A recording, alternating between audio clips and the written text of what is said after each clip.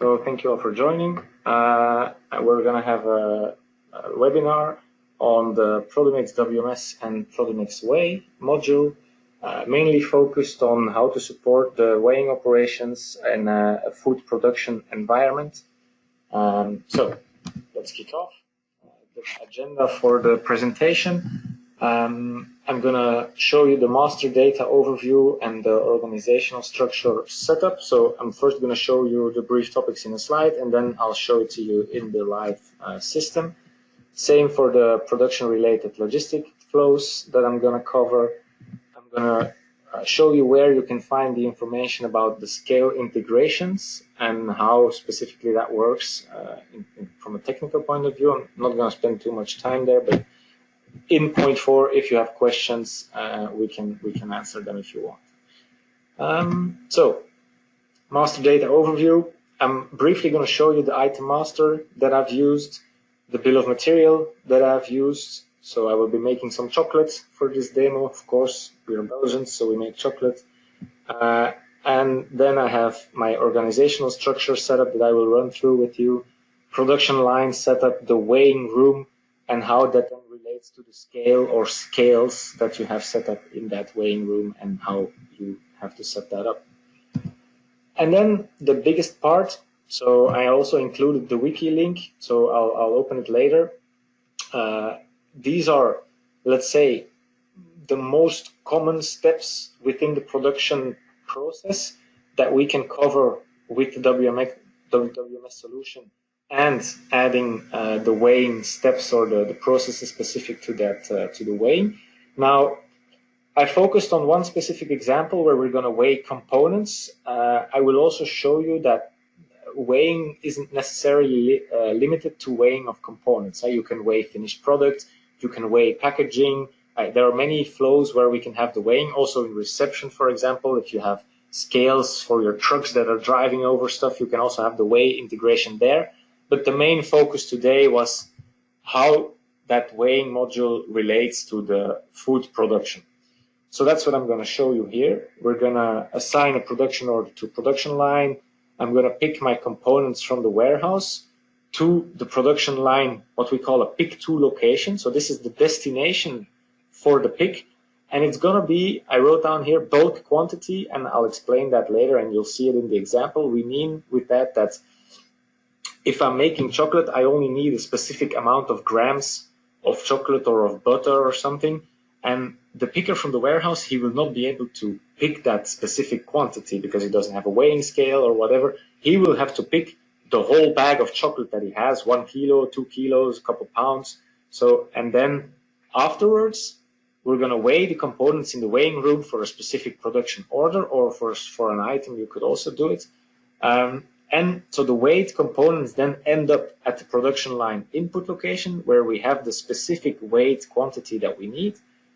The leftovers, so if we bring 1 kilo to the production line and we only need 200 grams, then we have 800 grams left over. So then we have two options. Either it can be moved back into inventory, of course, or it could stay in the pick to location for another production order that we might do, even on a different production line or on the same production line. That depends on your setting. We can have shared pick to locations where one location can be shared across multiple lines. So that depends a bit on your setup. Finally, then we can have another step. So like I said, all of these steps are optional, of course, but I think for this example, it's interesting. So we can then also do a move from the production input or the after weighing location to the line itself. I've automated that for this demo, but I wanted to include it in the slide just so you know that it's possible. Sometimes for pharma or for food, it's necessary to have it for contamination reasons to know exactly when did the milk touch the line. If you exactly need to know that, then you need to manually do that move, and then we can trace the time that your milk came on your production line. Final, when we're approaching the end, we're going to do the receipt from the production, maybe print a label here and there. We can manage the waste as well, and we can then issue the component and close the production order. So those are the main steps that we're going to run through in that process. Then finally, final slide, the scale integration specification. So I didn't put a lot of information on here because I actually want to cover it off using the wiki. So I will maybe just go to the start page of the wiki. So if you go to Google and you type Produmex wiki, the first link that you will get is the Produmex wiki. So when you then come on it, you have the WMS module, which is here. So there you can find everything about the WMS, but also about the way module. There's a specific feature here or specific topic. And I can open the complete user manual if I want, the installation, configuration, how do I set it up, how do I set up my weighing room. And so I will show you that as well on my system, but know that all the setup is described on the wiki and we can run through it. It has the workflow on it that we will run through later. So it has everything on there. Okay, and that's very important to realize. Same for the scale setup. So I usually use the wiki like a search thing. So if I search for scale, I have here my scale settings. So there I can find how do I set up a scale and all of that. So most of that information can be found here. For example, okay, I have a one with a scale with a serial port. I configure it that way. I have a IP or Ethernet scale with a UTP connection. So then I configure it like this.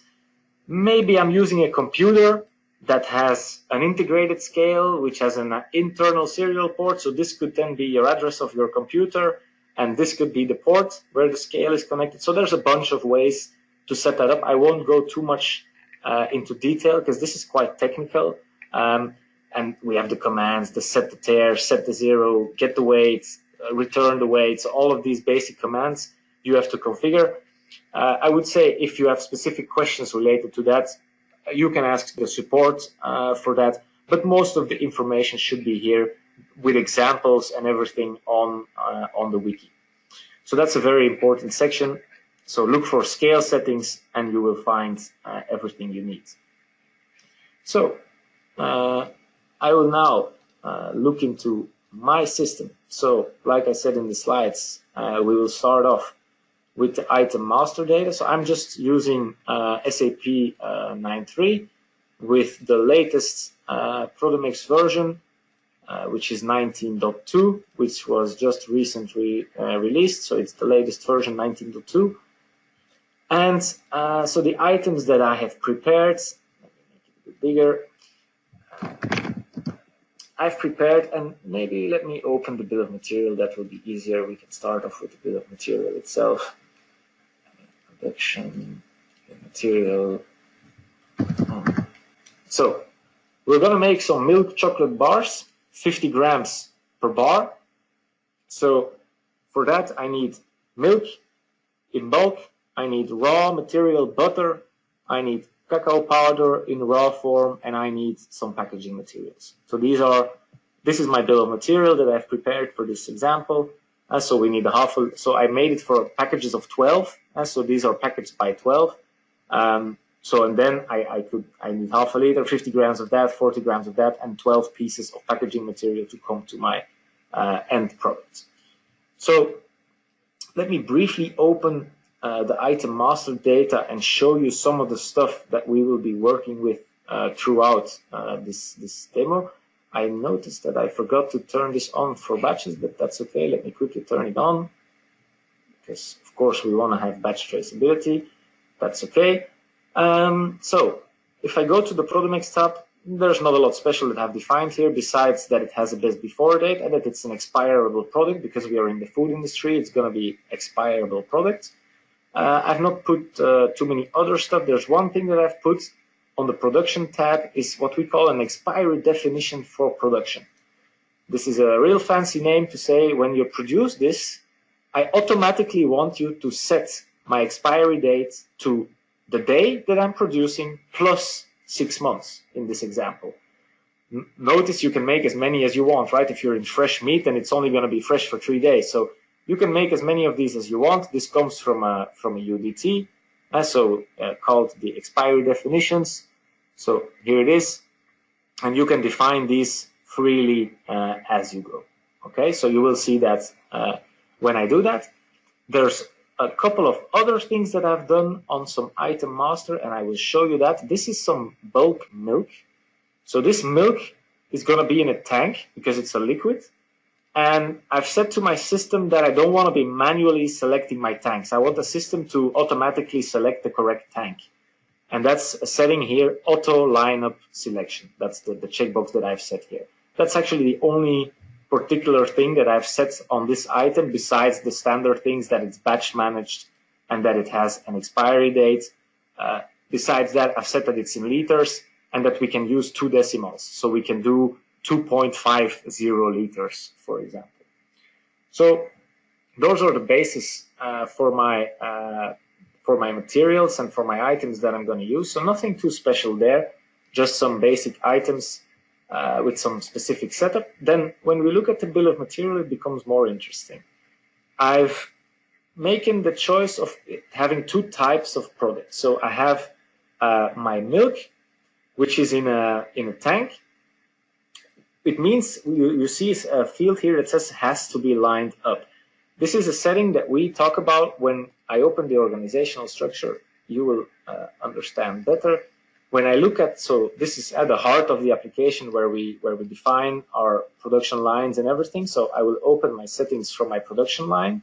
I made a zone here, line 1, and in that zone, I've defined a production line. You can see it by the little gears. So what are the settings on this production line? It has a pick to location. So when I bring something from stock to my line, it has to go there. Then afterwards, I have a location called after weighing. And this is where it's going to end up after I did the weighing. And that's where then the product is going to end up, the component. My output location is where my finished product will come, where my chocolate bars, my finished product will come. The rest location is if I didn't use all my components and I have some leftovers, it will automatically, in this case, be moved again to the input so that I can just use it again for the next production order. But of course, this is a choice. So you could make a dedicated rest location if you want to. That's up to you, of course. Sorry. Another thing that you can see here is the lined up locations. So what have I said? That on my production line 1, I have 4 locations that are linked to it, if you want. So one is called WIP, work in progress. I have 2 tanks, tank 1 and tank 2. You can see them here. Tank 1 is set up here. Tank 2 is here. I have my packaging material location. So that's another one that you can see here. So that's the example that I've prepared, is we will have the milk in one of the tanks, and we will have the packaging material on a packaging location. So that means that I don't have to pick them. It's similar to an SAP backflush. Right? It will automatically consume the goods and it will automatically choose the right stock and everything. So that's just to make it a little bit easier and smoother for this demo. So that's for the milk and the packaging material, but we will be weighing the butter and the cacao powder. So that's where we will be using the weighing module, and you can tell because of this UDF here, weighing needed, it says yes for these 2 lines. So you define this on a bill of material level, saying here, these 2, I don't want you to pick them. We can just use them from a lined up location just to make it a bit easier and faster. And these 2 lines need to be weighed. So these will be components that really need to be picked, and we will have to then weigh them as well. So then I will quickly make a production order, and I didn't make this in advance on purpose just because I want to show that there's nothing special to it. It's really a standard SAP production order. Milk chocolate bars, I have foreseen, I think, stock for 120. Let me double check. Yeah, and I have available, yeah, plenty available. See, so I'm gonna make 120 milk chocolate bars. So I'm quickly going to show one other thing that I've defined. On this one, I've set up also what we call a packaging type. This is similar to the unit of measure groups from SAP, where I've said that it has a 12 pack, right? A 12 pack where it has 12 of these pieces. And the inventory unit of measure is piece, but I have an alternative unit of measure, which is a 12 pack. This is one way of setting it up using a Produmex packaging type, or we could use standard SAP unit of measure groups like I did here. So this one is in kilos and it has a 5 kilo bag apparently. I'm sorry, I'm going to use another example. I'm sorry, because I used bags of 1 kilo. It's this one. So one bag is 1,000 grams, right? So this is also and when we make it here in SAP as a unit of measure group, it automatically gets pushed down to my packaging types and it takes it over as a bag of 1,000. Okay, so you will see that throughout the process. I just wanted to show you that so you know where this is coming from. So I'm gonna go back to my production order. So 120, that's all good. Like I said in my slides, the next step is to so here I'm gonna start here with what we're gonna do: assign the production order to a production line. So that's what I'm doing here. I'm saying production line 1, please, and I'm gonna add it, and then I'm gonna immediately release it. You could do that later, right? But I want to start, so then I immediately have to release it.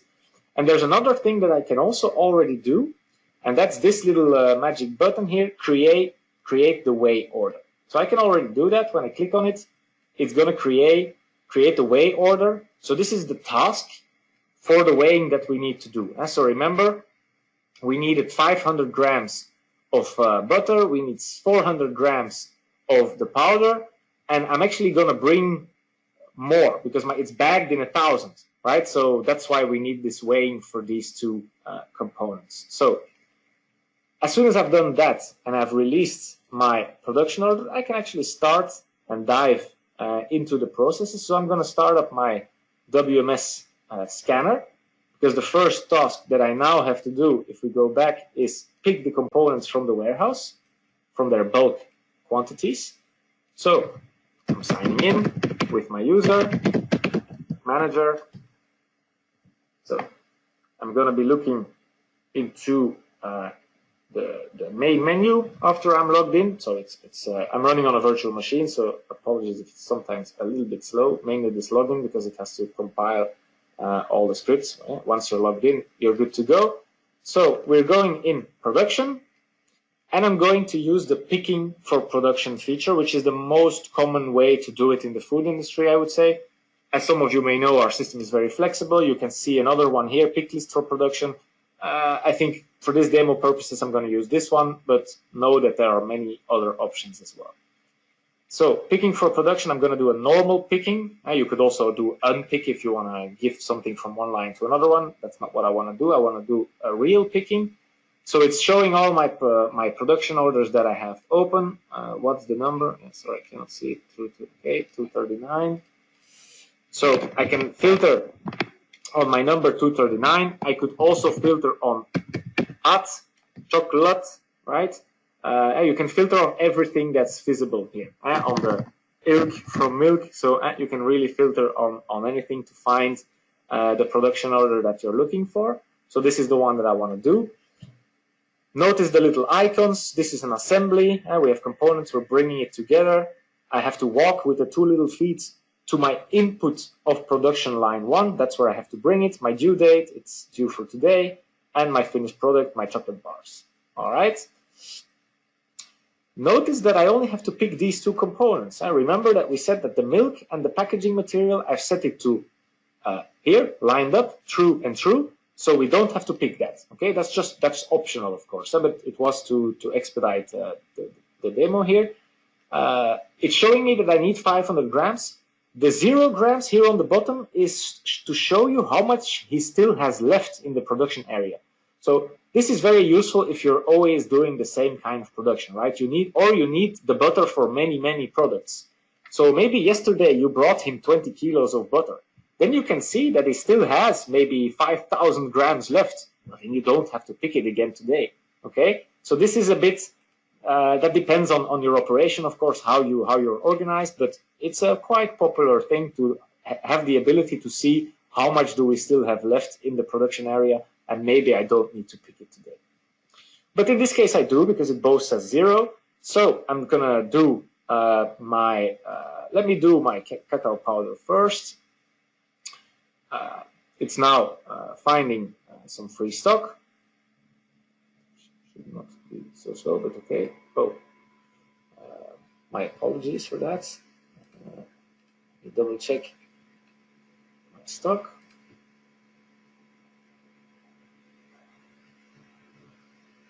Oh, yeah, that's because I was giving some training earlier and I didn't complete the count, so my location is locked.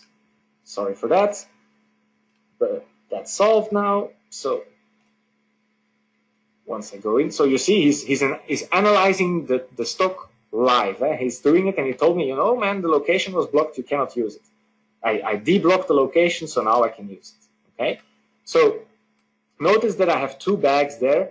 And if you look at my stock here, let me quickly fit the column width, you can see that there are two different SSCC numbers or pallet or bag numbers, which each have 1,000 grams. So you can see this as two bags of 1,000 grams that are sitting in the same location, one on top of the other, and I want to pick one of the bags. So the system is sending me to, it's the first bag, right?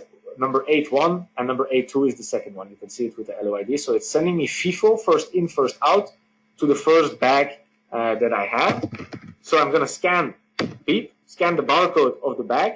It's asking me, do you want to move the whole logistic unit? Well, in this case, yes. I want to move the whole 1,000 grams because me as a warehouse operator, I don't have the possibility to go and separate 400 grams out of this right now. That's what the whole main weighing module is for.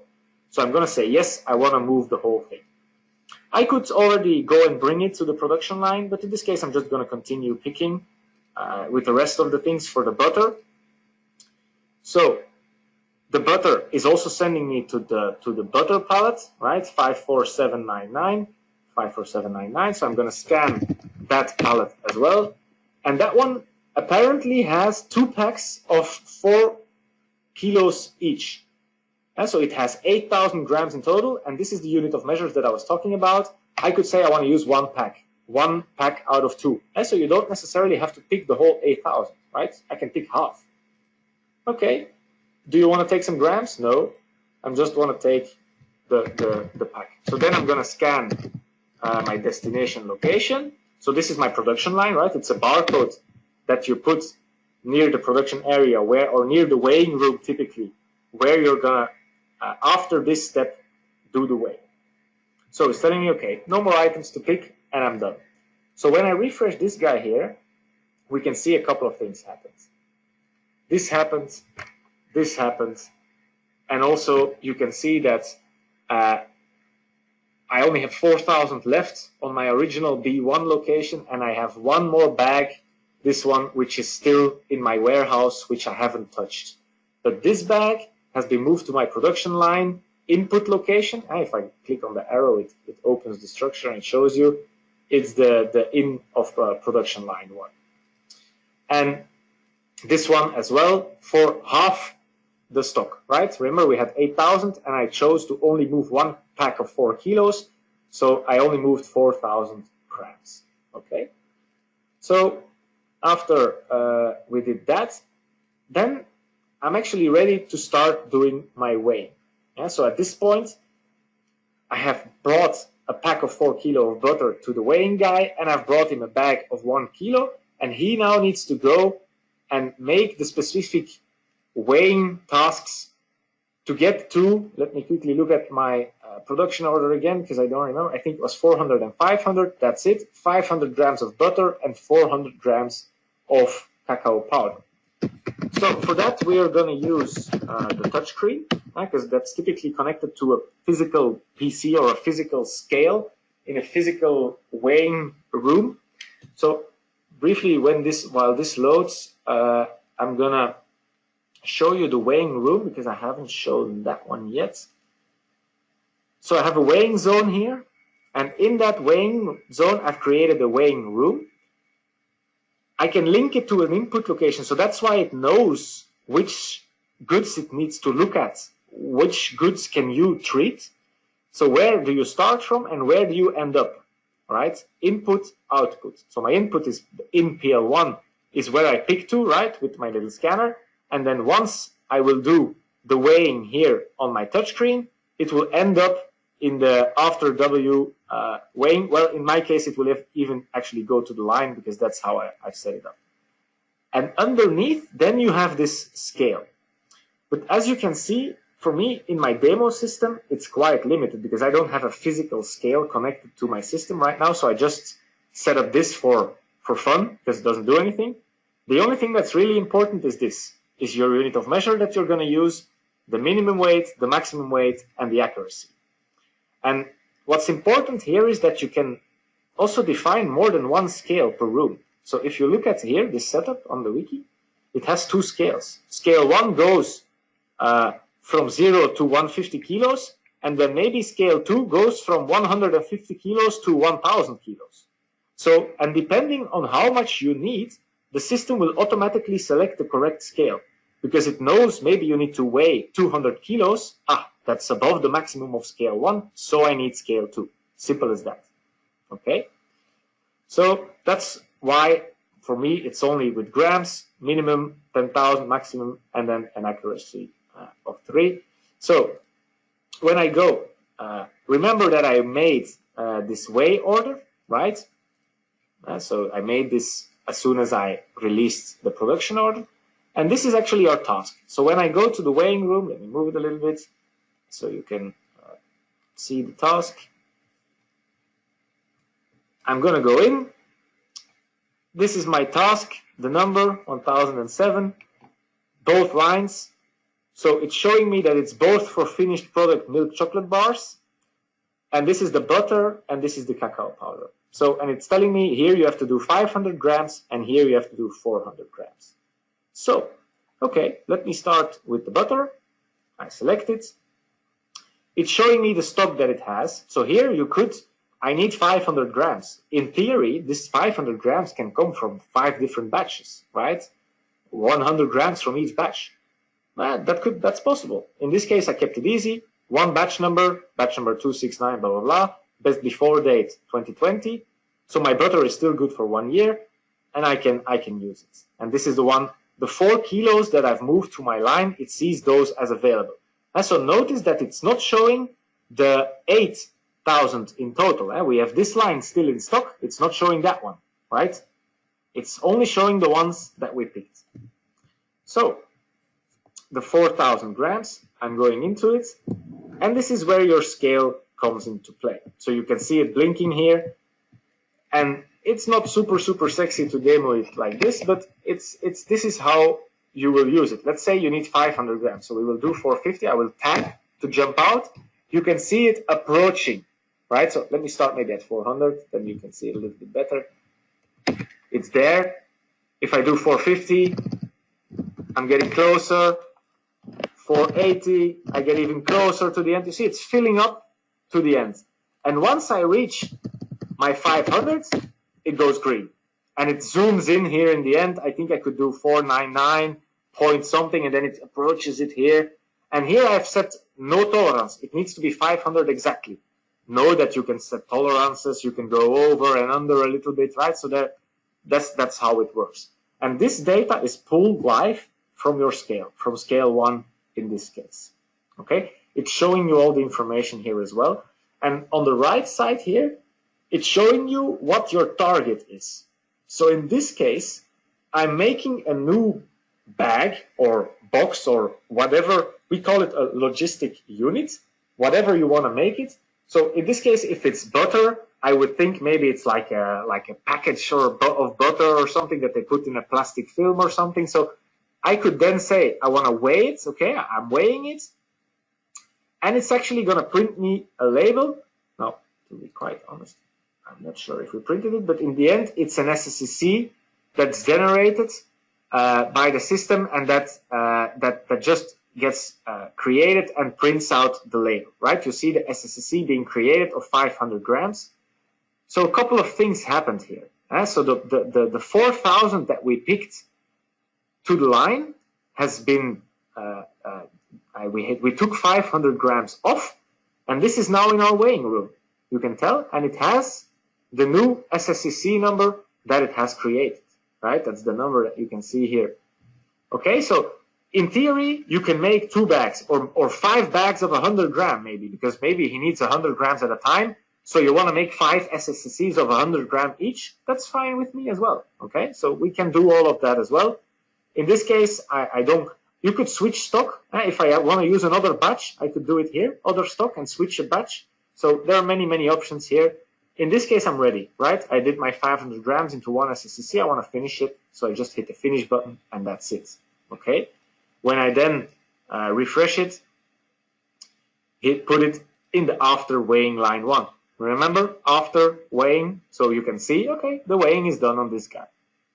So let me briefly do the next one, the cacao powder. It's the same thing, besides that it has, you can tell it still has an SSCC here, so that the other one didn't, so you can see the difference. This one, okay, same thing, 400 grams, I tap out of it, I weigh it, I don't want to reprint my label, and I have my SSCC with 400 grams, and I can finish, and that's it. I'm ready. It's telling me there are no more orders.